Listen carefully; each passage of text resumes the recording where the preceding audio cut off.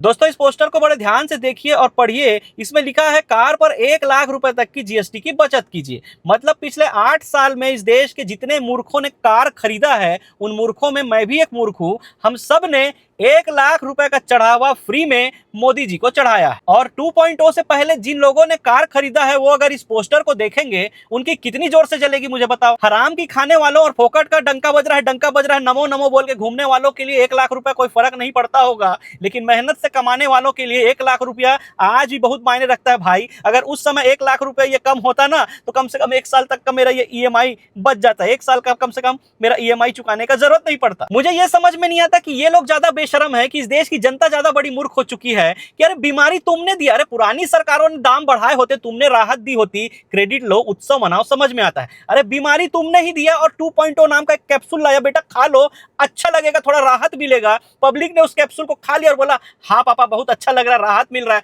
अब पापा बोल रहा है बेटा वाह राहत मिला तो उत्सव मनाओ। एलपीजी सिलेंडर का दाम इन लोगों ने बढ़ाया और 200 रुपए रक्षाबंधन में कम कर दिया। अब बोलते हैं पेट्रोल पंप में धन्यवाद दो मोदी जी का। सरकार अपनी नाकामी छुपाने के लिए और लोगों की मूर्खता चेक करने के लिए समय समय पर कभी थाली बजवा देती है, तो कभी पेट्रोल पंप पे धन्यवाद मोदी जी लिखवा देती है। अब बोल रही है उत्सव मनाओ।